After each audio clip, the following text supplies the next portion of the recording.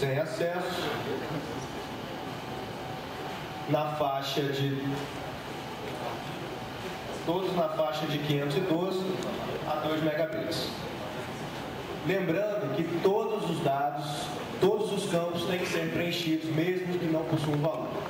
Então você tem que preencher com zero todos esses campos. Roberto, deixa eu só fazer uma observação que é importante. O XDSL geralmente a gente não tem. Quem faz essa operação é a Brasil Telecom, aqui a empresa.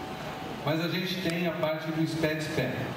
Então troca o número de vez de 20 do XDSL para SPED-Spectrum, tá? E ali a gente fica com zero.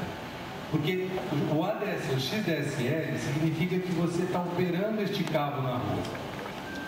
Não que você está usando o serviço da operadora, daquela forma de autenticação, daquele processo que as operadoras criaram e nós, pequenos provedores, aderimos, porque isto foi um contrato de adesão.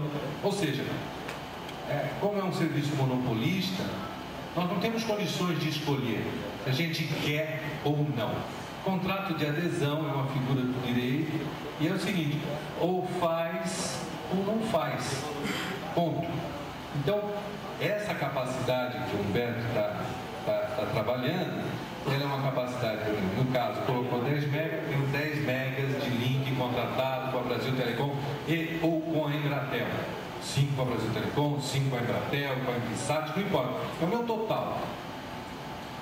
E a parte do SPED-Spectrum é exatamente o que eu estou gastando com os meus clientes. E lógico que isso pode ser, a capacidade instalada será muitas vezes maior que a capacidade, que vai ser menor que a capacidade que você tem vendida. Porque nós trabalhamos no mínimo, a operadora trabalha na relação de 1 para 20.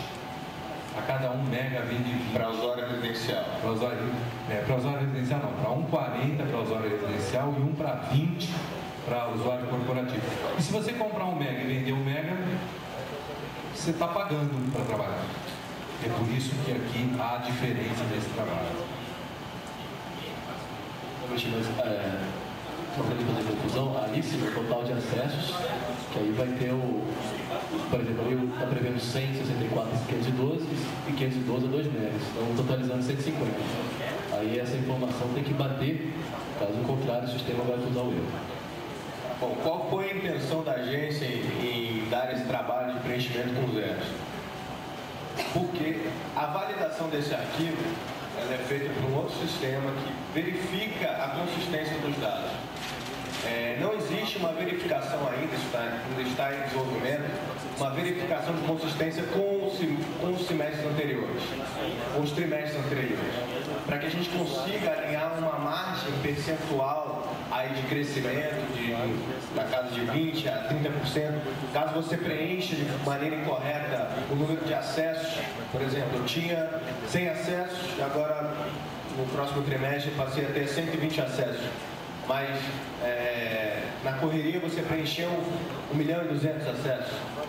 Então esse tipo de informação vai ser verificada pelo nosso sistema.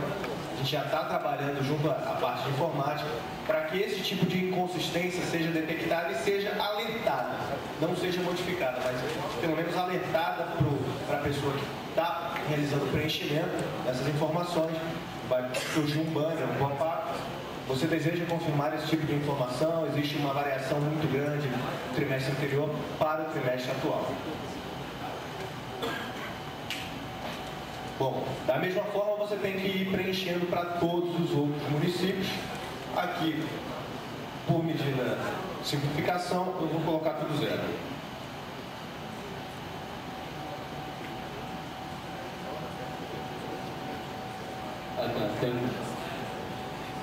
Tem diversos tipos de tecnologia aí.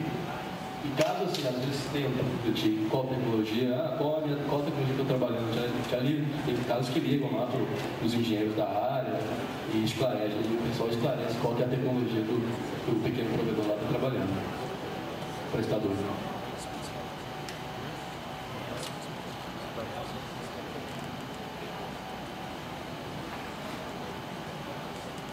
Porque a interface precisa ser bastante amigável, não exige nenhum conhecimento computacional mais elaborada. Então é só destacar alguém que vai estar trimestralmente informando as informações CIS. É importante destacar também, quando o Berto termina, que quando você entra no sistema CIS, lá na hora que você se identifica, coloca o seu login, sua senha, tem um manual do CIS. Este manual não está lá por acaso. Porque tem às vezes prestador que não lê, liga pra gente querendo saber o que é um indicador, mas não lê o manual. E o manual ele explica direito o que é cada indicador. Assim também explica lá a periodicidade do CIS. O CIS tem, na verdade, 3 periodicidades: a trimestral, semestral e anual. Então, por exemplo, acabou janeiro, fevereiro, março. Encerrou-se o primeiro trimestre. Então, o prestador tem até o final do mês subsequente, ou seja, final de abril, para estar informando as informações do CIS. Então, ele tem um mês, de 1º de abril a 30 de abril, para estar prestando essas informações. 30 de abril, o sistema fecha. E depois a gente tem que fazer essa coleta desse dado, analisar e tudo. Então, em 30 a gente fecha, para depois fazer essa análise das informações. Agora, isso é engraçado, esse sistema, só fazendo parênteses, é que nem imposto de renda, todo mundo deixa para a última hora. E esse sistema, às vezes, chega no dia 30, começa a ligar um monte de prestador na área, e eu não consegui preencher, não consegui preencher os dados, não consegui enviar, tô tendo problema. Então, a gente, assim, aqui faz não uma advertência, mas um conselho que tente preencher as informações o mais rápido possível, fim do trimestre, ou semestre, ou o ano. Ok, aqui a gente já entra na parte de indicadores. Indicadores de qualidade e de fruição do serviço.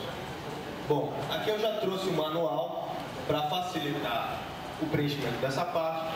Essa parte que a gente tem visto que as pessoas têm um pouco de relutância ainda por ser expressa de uma forma matemática, mas é bem simples, é muito simples o tratamento desse tipo de informação.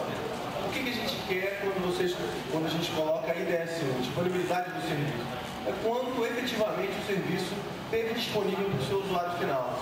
Ou seja, é uma relação percentual entre o tempo total agregado, aquele somatório do tempo, em minutos, em que o serviço esteve disponível ao usuário. E a duração do intervalo de tempo em que o mesmo deveria estar disponível. Então, no trimestre, você tem aí uma quantidade X de minutos e você tem uma quantidade Y de minutos que efetivamente esse sistema esteve disponível para o seu usuário. Então, essa relação, em termos percentuais, você deve preencher no CIS através desses campos. Então, você tem o indicador, você tem o somatório dos tempos e você tem o período total. O indicador é a relação percentual, somatório dos tempos é o indicador da letra B, somatório, o método de coleta. A gente tem sempre exatamente o que está naquela tela de coleta, ele está no manual. O método de coleta, contar. A letra A é o primeiro campo, a letra B é o segundo campo e a letra C é o terceiro campo. Uma das informações que é importante para vocês dentro desse processo, aproveitem esses indicadores e criem algumas planilhas de dados que facilitam o cálculo desses indicadores, porque se trabalha com tempo e minutos, tem que fazer multiplicação e tal. Geralmente vocês têm um sistema de disponibilidade que informa a disponibilidade. Pega esses dados, a forma mais simples, mais rápida, né? Transformem isso em planilhas em cada indicador, para que você possa estar preenchendo esses dados com tempo de horas, ele já dá o cálculo automaticamente. É muito simples isso. O que a agência quer com isso? Ela quer dar mais trabalho ao autorizado? Não. A agência quer cultivar uma mentalidade empresarial mesmo, de criação de indicadores dentro das empresas, de otimização desses indicadores, para que vocês possam definir metas a atingir no futuro próximo, de qualidade, de excelência na prestação do seu serviço. Bom, a gente não vai ter tempo hábil de passar em cima de todos os indicadores. Então a gente vai cobrir rapidamente esses indicadores básicos. Bom, vamos acreditar que vocês consigam aí atender todos os usuários. Eu não sei quantos minutos tem no trimestre, mas vamos ficar por alto.